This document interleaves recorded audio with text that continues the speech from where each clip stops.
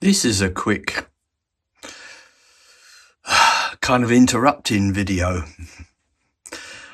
but I just, as I normally do, I listen to the half an hour or so of the AI voices just to make sure that, just to listen to them. And I've just listened to Miriam's Golden Years, and for the first time, that particular recording made my eyes glisten. And I wrote Miriam's Golden Years almost 15 years ago, because I'm 73, so I would have been about 60. So I'm considerably older now. And it is about aging. And so I'm feeling the book, the novel, a great deal more now than when I did when I was 60. So it's having more of an effect on me now. And I've come to realise that the Miriam series is more relevant to me now than when I actually began to write it and when I actually finished it.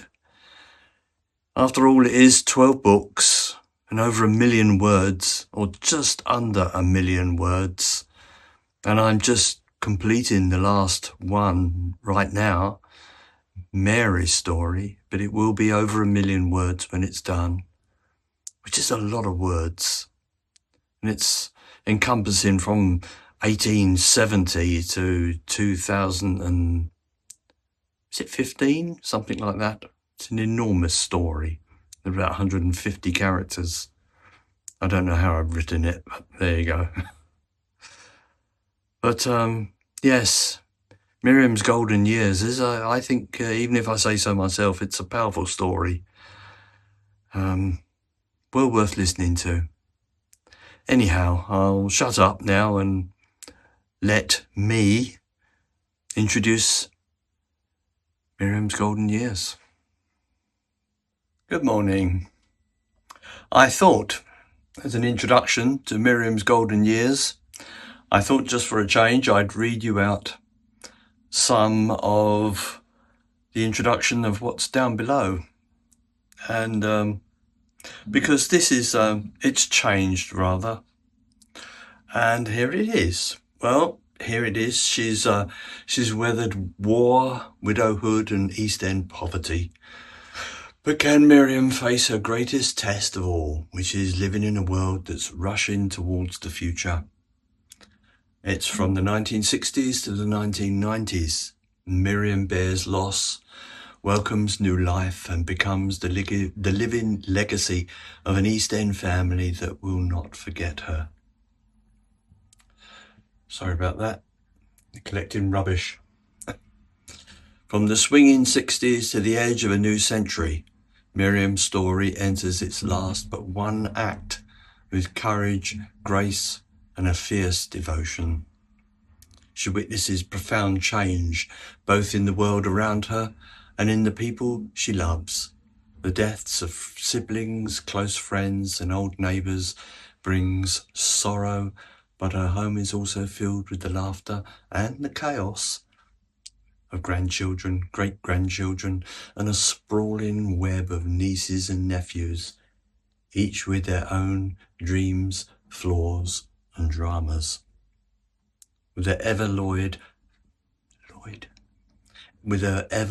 loyal husband Roy and steadfast friend Raffia by her side, Miriam must now face a new kind of challenge, which I know all too much: aging. As she copes with the loss of familiar customs, the rise of feminism, decimalisation, and growing unrest in society, she remains a quiet anchor, offering love, wisdom, and memory in equal measure.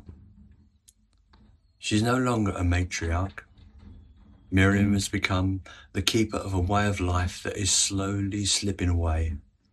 But her legacy endures, not just in stories, but in the living, breathing family that surrounds her.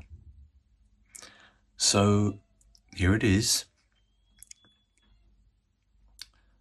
the last but one, but it does continue afterwards. Here we go. Welcome back to the Deep Dive. Today, we are immersing ourselves in a truly epic stack of sources. A rich family saga that spans three incredibly tumultuous decades. It really is. We're going right from the cultural explosion of the mid-1960s up to the early 1990s. And this is a monumental deep dive because we're not just unpacking a standalone story. This is a seventh installment in a long-running narrative about one family. Exactly. So for those of you who have been following the broader story, this particular period covers a radical acceleration of change. The consequences of decisions made decades ago are now really hitting the third generation. Absolutely. If you're looking for a crash course in how British society just fundamentally shifted, how all those post-war certainties were completely dismantled. And how things like health crises, economic realities, how they built the chaotic world of the 70s and 80s. Yes. This material distills all of that through the intense personal experiences of the matriarch, Miriam, and her huge extended family. So our mission is pretty clear. We're trying to extract the core insights into how one generation, a generation really anchored in duty and stoicism, navigated these radical cultural shifts. And just immense personal tragedies. We're talking about everything from unexpected deaths and chronic illness to drug use, crime, crippling mental health crises. This isn't just a history lesson. It's an examination of resilience when the very ground beneath your feet is constantly shifting. Okay, let's unpack this right from the start. We're in, circa 1964? That's right. And we get this immediate, beautifully crafted and really jarring snapshot of life in Stratford, East London. So you have Miriam, Roy, and Florence walking back from church. The source says it's a blistering, hot, still day. And that contrast is so palpable, isn't it? The rigid conservative setting, the church, the formal clothes, and then this internal frustration that's just simmering under the surface. And the conversation immediately hits on two major themes: isolation and stagnation. It really does. They drop the bombshell news that the tyrant, Mrs. Crofter, is dead. And the vicar tells them she'd been dead for, what was it? Almost a week. Almost a week. Just think about that for a second. A person dying in the middle of a dense urban environment and just going completely unnoticed for 7 days. That level of anonymity just speaks volumes, doesn't it? About the fraying edges of community. And then Miriam immediately pivots. She goes from that tragic individual isolation to this deep-seated post-war frustration that speaks to a kind of collective neglect. Right. She's staring at these wasted bomb sites that still haven't been rebuilt nearly 20 years after the war ended. She's complaining about having to put up with living amongst all this dampness, right, and feels entirely justified declaring it's just not good enough. And she's in her early 50s at this point. You can feel that sense of having paid her dues through the Blitz, through austerity. She expects a little bit of, luxury or at least stability. But the physical reminders of the trauma, those unbuilt bomb sites, they're still there, festering. And that dual frustration, the societal decay and the physical stagnation, it's the perfect foundation for the really dramatic, almost instantaneous decision she's about to make. Yes, specifically regarding her husband Roy's life. She is absolutely ready to take control of what she can control. That sense of needing control becomes critically, horribly urgent in 1965. This is the year everything just shifts violently. The narrative throws us right into it. Yeah. Roy's near-death experience. It's early one morning. Miriam opens the kitchen door, and there he is. The source material is just incredibly detailed here. It paints a terrifying picture. Roy is slumped unconscious in his favorite armchair. Still in his dressing gown. The fire's almost out. He's unresponsive. And Miriam, she's in a total panic. She can't wake him up. And the crucial, agonizing detail is the terrifying hue of his skin. That blue hue. Yeah, that cyanosis. That's what tells you how severe this is. He wasn't just ill. He was on the brink of suffocating. And then you have that nerve-wracking 15-minute wait for the ambulance. That must have felt like a lifetime, watching the man you love just fade away. He was rushed to the heart unit, and the doctors confirmed it. He was, in their words, a lucky man. And Miriam's reaction, it isn't tears, is it? It's a complete mental shutdown. Not at all. She falls into what the source calls a crazy, kind of frightening mental fog. And her shock manifests as this frantic, obsessive action. She just cleans. She starts cleaning everything relentlessly. It's like she's trying to impose order onto the chaos of mortality that just burst into her life. Rafa, her lifelong friend, has to physically step in. She insists she rest, calls the doctor, gets her sleeping pills because her nerves are just completely shot. That cleaning frenzy is such a classic response to trauma, though. It's the physical realization that she nearly lost him. The man she waited for all her life. She keeps asking Rafa, how am I going to live without him? And this near loss becomes the immediate, non-negotiable catalyst for a total life overhaul. Starting with the finances. Instantly, it creates this almost immediate executive decision. Miriam, who has, tolerated Roy's 5 successful shops and all the paperwork that came with them. She decides, that's it. Financial security now trumps career satisfaction. She declares, why did he want 5 bloody shops? Well, they're going to have to go. I'll make him retire. And she moves with just astonishing speed. Roy's businesses are sold quickly in the latter half of 1965. And this gives them an undeniable financial freedom. They have enough for a comfortable, secure retirement. This financial resilience is one of the family's greatest strengths, you find. It allows them to weather so many future storms. But for Roy, it was profoundly bittersweet. He wasn't ready to stop working, was he? He saw selling his livelihood as an admission, a public acknowledgement that he was, quote, becoming older. A total loss of identity, which was so common for men of that generation. Their work was their worth. So Miriam, the great family strategist, immediately engineers a new focus to keep him active. And perhaps more importantly, out of her way. Yes, exactly. The solution is the iconic caravan dream. She spots an Austin Princess motor caravan and just declares that's exactly what we need. And it's pitched as a dual solution, isn't it? Emily asks if this will stop Roy from sitting down all day and getting under your feet. And Miriam agrees. She says it'll give him something to clean. So Roy goes out and buys a brand new, gleaming white Pierman Briggs Safari. And this caravan, it becomes the symbol of their new controlled freedom. Short escapes to Essex, a sense of mobility. It keeps Roy grounded in manual tasks. Yep. And it keeps Miriam happy because she dictated the whole thing. And this period of transition, it also marks a major cultural and spiritual shift for Miriam. She starts to actively withdraw from the outside world. Culminating in her quitting her cherished Goodwill work at Holloway Prison in 1966. The reasons for this are just crucial because they perfectly capture the moment the post-war world really ended. She felt Holloway was, what was the phrase, encapsulated by time. Like it was still operating with the rigid social structures of 1939. But the outside world, she realized, was just changing too fast for the prison to contain. And she felt this profound, unnerving disconnect from the younger inmates. They were behaving in ways that simply shocked her and the other older prison workers. We're not talking about mild disobedience here. The material highlights a major increase in non-prescription drug use. Right. Unlike alcohol, which passed quickly, these drugs led to prolonged, really unpredictable behavior. And the change wasn't just substances. It was attitude, language. Miriam observed a total loss of decorum. Aggressive language, the C word, the F word used not just in anger, but casually. Just to describe everyday situations, it signaled a new vulgarity that violated everything her generation stood for. She recounts this image of a 19-year-old throwing herself on the tarmac floor, just screaming like an infant. And this behavior was completely alien to the older generation's ethos, which was founded on the principle that one suffered and put up with what had to be endured. You just didn't show public despair. You kept control. So Miriam realized she was becoming an archaic version of Miss Wood, an elderly volunteer born around 1870. She feared, and rightly so, that she and her values would be mincemeat for this new generation. These young women weren't interested in being reformed. They were demanding rights, cigarettes. They displayed an arrogance and pompous manner that Miriam found impossible to penetrate. And that cultural alienation, that sense of being an outsider in her own city, is what fuels her retreat. She secured her finances, she retired her husband, and now she retires herself from social duty. And where does she seek meaning instead? In the spiritual realm. After Roy's health scare, her interest in spiritualism deepens dramatically.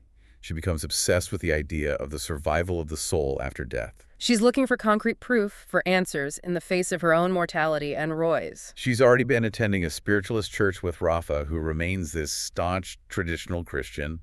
Rafa keeps advising her against the spiritualism lark, fearing no good will come of it. But Miriam is just relentless. She's searching for a control mechanism for the unknowable. And she's drawn in by the fact that a friend, a Mrs. Brown, had been really accurate in her predictions, including Roy's past shop success. So we leave this section with Miriam having achieved financial stability and a kind of cultural isolation. She's actively repositioning her priorities, preparing for a future she senses will be far less predictable. And far more chaotic than the one she was raised in.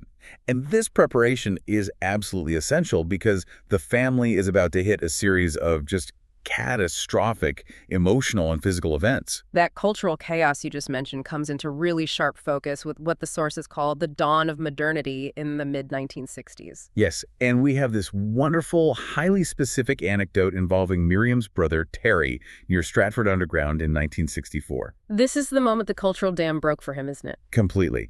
He saw the Mary Quant miniskirt arrive. The source details how he saw a young, attractive woman walk by, and he was so shocked he momentarily forgot his manners. But it wasn't just the hemline, it was the entire presentation. Exactly. It was the absence of those social prerequisites of the conservative era. No gloves, no hat. For people like Terry, these were essential components of female decorum and public decency. Seeing them gone just confirmed that the social rules had evaporated. And Terry reflects that this single sighting confirmed that the world he was born into was rapidly fading. He muses that if that woman had walked through his old vegetable market, she would have, and I'm quoting, no doubt about it, been arrested. It's a perfect encapsulation of the seismic speed of cultural change. A decade earlier, that outfit would have been unimaginable. And then you contrast that sudden, jarring modernity with the next major external event, Churchill's funeral in 1965. This moment shows that collective traditional grief still holds immense power. It's a sober day spent watching the televised funeral with Rafa and Jeremy. It pulls the family back to the unity of the war years. And Roy, a man who is rarely given to outward emotion, he leaves the room with his eyes smarting, reflecting on how this great statesman had saved England. For a moment, the family transcends their personal troubles to share in this deeply traditional national moment of mourning. Unfortunately, the personal troubles are relentless, and especially for Rafa. We really have to delve into her ongoing relentless ordeal with Abba's chronic illness. This is a tragedy that isn't acute, but a slow, agonizing drain that stretches across the entire deep dive. It began with an emergency exploratory operation in 1965. It lasted 3 hours and just frustratingly found nothing wrong. But the severe vomiting continued. So this led to another operation where his stomach was removed. His entire stomach. His entire stomach. It stopped the vomiting, but tragically, it did not improve his overall health at all. The specifics are just agonizing. From July 1965 onwards, Abba was too weak to even leave his bed. He suffered these violent, frenzied fits where the bed would literally shake. And cruelly, up until the day he died, he underwent 23 total operations. Many of them were needed to fix complications from the previous surgeries. It's a devastating cycle of medical intervention and failure. And the kicker is, despite all the specialists, all the procedures, no definitive diagnosis was ever found. A new consultant in North London told Rafa he had never seen a condition like it and gave the grim prognosis that Abba would likely be an invalid for the rest of his life. So while Miriam and Roy are off pursuing their caravan dreams and spiritual quests, Rafa, right next door, is dealing with this massive, enduring tragedy that demands constant care. Leaving her dead on her feet, as the source says. And this is the reality of their resilience. It's built on the anchor of Rafa and Miriam's mutual support. But the cruelty of life doesn't pause. Tragedy strikes Rafa directly and suddenly. Jeremy, Roy's brother and Rafa's husband, is killed in a road traffic accident. It's late in the evening. The police arrive at Rafa's door. Roy is already anxious because Jeremy was always home by 6 p.m. When the policeman confirms Jeremy was pronounced dead on arrival at the hospital, Rafa's face just goes numb, like a blank sheet of paper. She can't process it, can't speak. And this specific type of death, sudden, accidental, meaningless, it profoundly affects Miriam. It's the sheer chance nature of it. She reflects on how different life would be if Jeremy had crossed the road just a few seconds earlier. It introduces this element of uncontrollable randomness that just contradicts her lifelong desire for order. And this realization that death is a matter of seconds, it finalizes her preparation. It gives her a preemptive sense of control. So in January 1967, Miriam surprises Roy by telling him she has bought a plot for both of them. In the same East London cemetery where her parents and Jeremy were laid to rest. It's an act of profound philosophical preparedness. She doesn't want to leave this final detail to chance or to burden her children. Roy is surprised, but he gets it.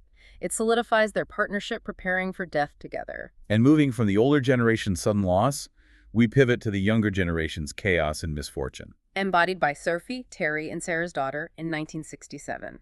She comes home, her musical career ambitions totally sidelined. Sophie, who was always seen as the sensible, well-educated one, confesses to Miriam that she is 2.5 months pregnant.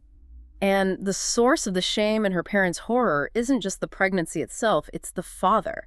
A non-student, a bricklayer she met in a pub. And she adds this layer of deep confusion by claiming she thinks she was raped after drinking heavily. That ambiguity is critical, isn't it? It muddies the moral waters for the whole family. It does. And Miriam's reaction is harsh, but we have to see it as pragmatic advice rooted in the traditional moral code of her time. She urges Sophie to find the man, prosecute him, and she strongly urges adoption or foster care. She calls the pregnancy what a bloody waste. She sees the waste of education, of potential, of a career. She even labels herself old-fashioned, acknowledging the gap between her values and the loose morals she felt she was fleeing at Holloway. But the key to understanding this entire interaction and Sophie's subsequent decision lies in a piece of family history that is just crucial. The family trauma associated with Miriam's separated brother. Absolutely. The source material references this trauma as common knowledge among the adults. Years before, one of Miriam's brothers had been separated from his twin in childhood. And this separation was a source of enduring, deep family pain. It was seen as a tragedy that permanently damaged the lives of both children. So when Sophie discovers she's carrying twins, Sandra and Petra, that realization froze her sensibilities about adoption. She resolves absolutely not to repeat that core family trauma. So she chooses to raise the twins as an unmarried mother, directly rejecting the advice from her mother and Miriam. And this forces Sarah and Terry to confront all the societal whispering and condemnation from their neighbors.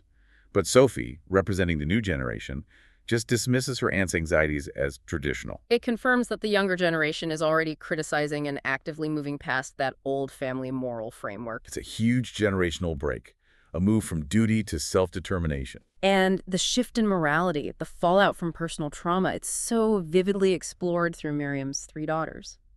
Let's start with Dawn's tragic descent into obsessive-compulsive neurosis. This follows the painful disintegration of her marriage to Howard. The initial shock is in 1974. Howard, the quiet, mild-mannered man who everyone assumed was completely reliable, has an affair. Exposed by a receipt from the golf club, of all things, a place he supposedly hated.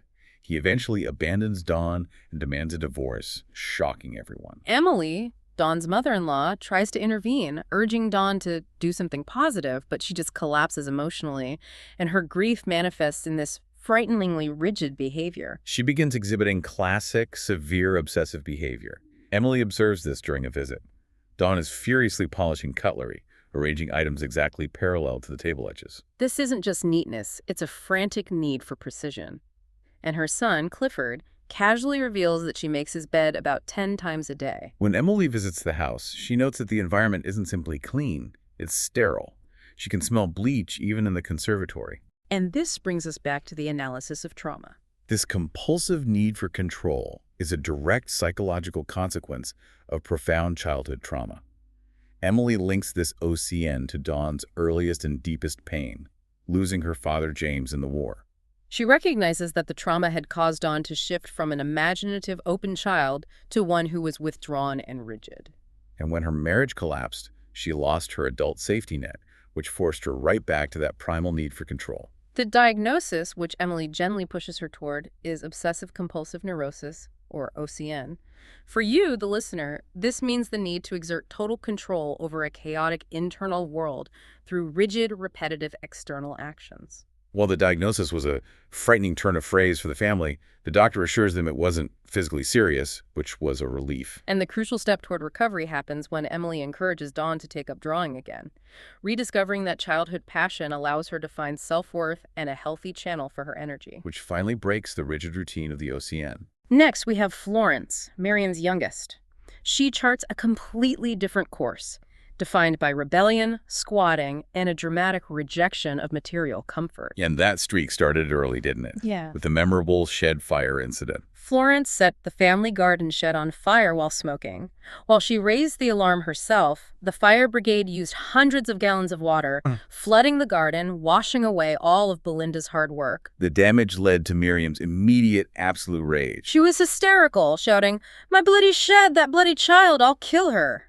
Rafa, ever the calm one, had to remind her to be grateful no one was hurt. And this event, happening just as Florence was about to start college, it signaled that she was intent on making her own rules, regardless of the consequences. That rebellious streak culminates in her disastrous marriage in 1975. She moves into this derelict, 100-year-old flat north of Camden Town with Jonathan, a layabout guitarist. And Miriam and Roy are just horrified by the location and the squalor. They visit and are repulsed by the area full of layabouts and drunks and drug addicts.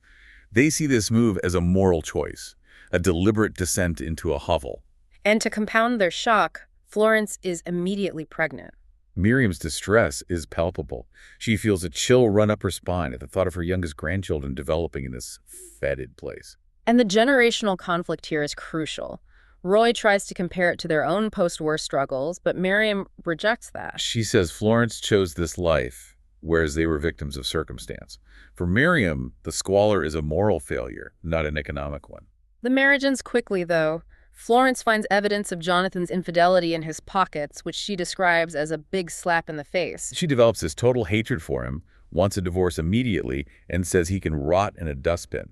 There's no reconciliation. But Florence quickly demonstrates a really robust, practical resilience. She finds temporary refuge with Rafa, then quickly starts a relationship with Samuel, an accountant. And she moves her twins, Faith and Betty, into Samuel's new house when he buys it. But she is firm. She will never marry again. She tells her mother, once bitten, twice shy. Choosing a stable, long-term partnership without the legal or emotional traps of traditional marriage. And finally, we turn to Mary, whose trajectory highlights this complex paradox of professional success masking personal turmoil. Her career flourishes as a writer, even as her family life becomes a source of just chronic anxiety. She divorces Charles due to his perceived lack of interest in the family. She then moves to fashionable Notting Hill, publishes a successful children's book, and starts writing for the BBC. She's doing well. She even declares she is happy living with her 3 cats because, unlike men, they aren't going to hurt her. But this professional success provides no shield from the chaos of her children. Andrea runs away repeatedly, starting as young as age 5. Meanwhile, Jamie falls in with a bad crowd and becomes a motorcycle courier, a job that causes Mary endless, justifiable anxiety over fatal accidents. And Mary's anxieties are realized when Andrea's troubles escalate dramatically in the early 1980s. She's arrested for peddling pills and serves a 3-month prison sentence in Holloway. The very same institution her grandmother Miriam had recently fled because of the shocking behavior of the young inmates. And the source material offers this absolutely stunning, cyclical detail. Yeah. Upon her release, Andrea, then 28, immediately starts dating a man, Mark, who she met inside Holloway. He was a relative of another inmate. It just reinforces how deeply troubled this younger generation is, often caught in these institutional cycles that Miriam's generation cannot control or even comprehend. Mary is so distressed by the shame of it all that she tries to hide the news from Miriam for as long as possible. And her solution, once again, is practical but perhaps desperate. When her career allows, she moves Andrea and her new baby, John, in with her in Notting Hill. She uses her hard-won success to try and stabilize her wayward daughter's life. It demonstrates that for Mary, her career is perhaps the ultimate tool for defense against all that familial chaos. As we enter the 1980s, the narrative takes a swift, devastating turn into unexpected loss. We hit a section marked by these just devastating and quick tragedies. Particularly concerning Miriam's sister, Penelope, and the family farm in Cambridgeshire. March 1983 brings the shocking news that Penelope dies after a tree branch falls on her in the orchard. Her husband, Tim, finds her. Roy, on the phone, is just left in stunned silence. It's sudden, it's random, and it's brutal. And the family cannot even begin to process this trauma before immediate secondary tragedy strikes. Just 4 days later, Tim dies suddenly during the night. The doctors can't explain it, no immediate physical cause, but the family believes it must have been acute grief or shock. And the implications of this double loss are immense, particularly for the success and stability of the farm business, which is now in jeopardy. This forces a massive life redirection for the next generation. Hazel, the intellectual daughter who wanted to be a veterinarian, gives up her job and her flat. She makes the emotional decision to return home and manage the farm with her sister Susan. And this decision is driven entirely by duty. They agree to run the farm specifically to honor her mother and father's hard work. But Susan brings her own recent trauma to this partnership. She had just suffered a spontaneous abortion, losing an unborn son, and had subsequently turned deeply back to the church to overcome a period of deep depression. So you have these two sisters, one sacrificing her professional future, Hazel, the brains, and the other relying heavily on spiritual recovery, Susan, with the practical knowledge. Bound together by duty, grief, and the legacy of their parents. It's a really compelling image of resilience through partnership. But the family cannot catch a break. We pivot now to Peter's family and the harrowing health ordeal faced by his wife, April. So he's only 40 when she receives a terrifying diagnosis. April is diagnosed with kidney cancer. This news sends ripples of anxiety through the entire extended family. Peter, who is now a police inspector, and April turned deeply, intensely religious during this time. Peter admits to Miriam that both of them were doing a great deal of praying. This spiritual turn is a desperate measure for control and hope in the face of random cellular mutation. The treatment, mercifully, is successful, the cancer is removed, and the prognosis is good. However, the surgery is drastic. April confirms the severity of the loss to Miriam. They're both gone. She expresses this profound gratitude simply to be alive. A classic example of resilience built on lowering expectations. Survival is the ultimate win. Life then continues its cyclical pattern of pride and pain. Peter's son, Gerald, follows his father into the police force, displaying the common sense and dedication the family values. And Peter is immensely proud of his choice. But his choice immediately places him in harm's way. And tragedy strikes Gerald violently in 1985. He suffers a near-fatal knife attack while on duty. The knife penetrated his upper bowel, requiring major surgery. And an agonizing, lengthy period of convalescence. He was unable to return to work for over a year. It's a devastating consequence of his chosen profession, forcing his wife Daphne to return to work to support the family during his slow recovery. And it highlights the unexpected violence and dangers inherent in the new world that the older generation struggled so much to accept. Roy, who is witnessing this constant stream of violence through his son and grandson's professions, felt completely reviled by these people who appeared to kill so unmercifully. The world he raised his family in is just gone, replaced by a kind of impersonal, spontaneous brutality. And we transition now into the mid-1980s and 90s, focusing on the inevitable final years of the core family members. Miriam, the powerhouse of control and strategy, is finally showing signs of profound weariness. She expresses this constant fatigue and anxiety about aging. After her 72nd birthday, she confesses, "I'm just tired of it all." She feels she's lost her edge, that sharp decisiveness that defined her younger years. She now groans visibly when she rises from a chair. And this emotional strain manifests as a specific and heartbreaking neurotic fear. She dreads waking up and finding Roy's side of the bed cold and silent. This feeling is so intense and consuming that she seriously considers seeing a doctor about it. It's the ultimate psychological price she's paying for the near-loss trauma of 1965. And this internal fear is mirrored by a keen nostalgia for the London that has vanished. She laments the closure of local, long-standing landmarks like Pither's Bakery, a fixture since the beginning of the century. And the disappearance of Angel Lane Market, where she shopped as a girl. She articulates feeling like a stranger in the place where I was born. The entire civilized structure she knew is gone, replaced by filth and squalor, leading her to keenly feel the generational gap with her children and grandchildren, who inhabit this new world with relative ease. Despite the profound losses and the anxiety, the lifestyle they engineered back in the mid-60s remains vital, doesn't it? The caravan continues to provide those short, necessary Essex breaks. And importantly, she maintains her social life. She continues her visits to the dance club, the Broadway Club, with Roy, Jim, and Elise, where she could briefly pretend it was 1935 again, finding sanctuary in a preserved version of her youth. But the shadow of illness falls again, this time over Edison, Emily's husband. Emily notices subtle but worrying changes in him around 1980. Initially, the symptoms are strange. Emily observes Edison waking up at night, speaking a foreign language she's never heard, suffering from increasing forgetfulness. She tries to dismiss it as silly dream sleep talk until the symptoms worsen dramatically, particularly after an operation for a bleeding mouth. The moment of horrifying realization for Emily is profound. Edison is delusional, his speech is slow and drawling, and heartbreakingly, he has soiled himself. This signals the complete breakdown of his autonomy. The subsequent diagnosis is Alzheimer's. The doctors describe it as a destructive disease with no cure, but they warn Emily that he could live another 10 or 20 years, all the time deteriorating. We need to pause here and understand what this means for Emily. It's a prolonged, painful goodbye. She watches him just waste away. And this takes a physical toll on her. Her hair turns gray, she becomes visibly thinner, ravaged by the role of caregiver. The ultimate, heartbreaking decision is made. She agrees, with immense guilt and sorrow, to place him in a local home for professional care. And that guilt is a final expression of the duty-bound generation. They felt they had to cope, that institutionalizing a loved one was a failure. Her placing him in care signals the acceptance that personal fortitude alone is not enough to fight these modern, protracted diseases. Finally, we arrive at the conclusion of Roy's life, which mirrors the slow decline of the post-war world he represented. He becomes increasingly infirm during his final years. He's plagued by severe spine issues, sometimes forced to use a wheelchair, a stark contrast to the vigorous man who ran 5 shops. Yet he finds a singular, simple peace by concentrating on his backyard garden, amused by Miriam's continued complaints about everything else. He retains his stoic, quiet nature to the very end. As they reach the early 1990s, Miriam is acutely aware of her increasing isolation. The sister circle, that foundational social structure, begins to break apart. She stops receiving Christmas cards from her sisters because they'd all agreed to stop exchanging presents due to growing expenses.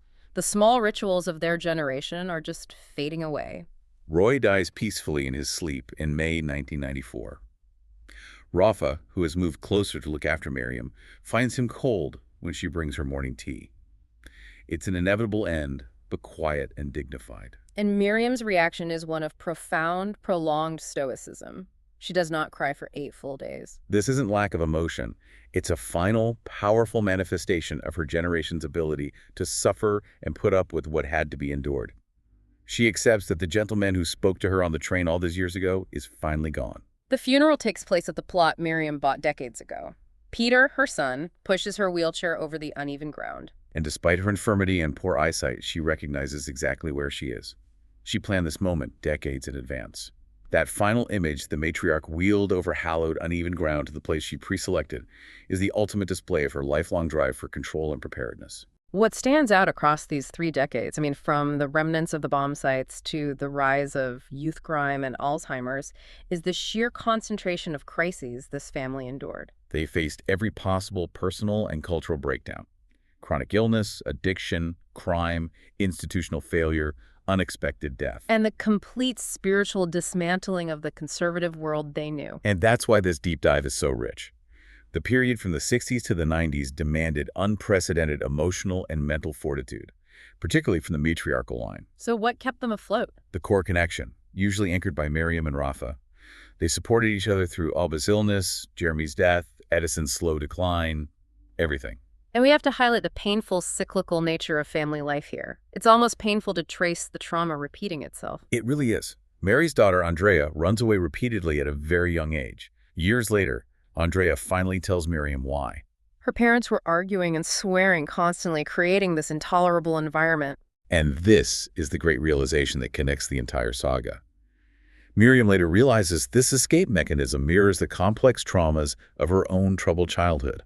We see the family secrets and coping mechanisms like Dawn's OCN rooted in the wartime trauma of losing her father. Or Sophie's refusal to separate her twins based on a forgotten historical family tragedy. Repeating themselves until they surface in the next generation. The generational duty was to keep secrets, but keeping their secrets only amplified the pain down the line. This long saga, from post-war austerity to the bohemian Notting Hill literati and the dangers of the modern street, it's an undeniable testament to the incredible resilience required just to keep going. Especially when the world is constantly reinventing itself around you.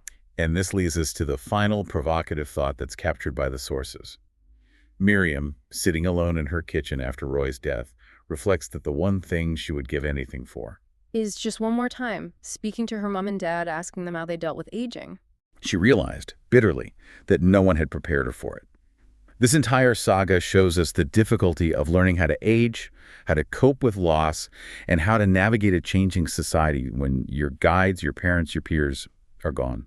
So for you, the learner, the question remains, when the world outside changes so fundamentally, does keeping a stoic hold on old traditions become an isolating burden, or is that the only thing that keeps you truly grounded through crisis? A powerful question to sit with as you reflect on the endurance and fortitude of this generation. Thank you for sharing your sources with us today. Until the next one.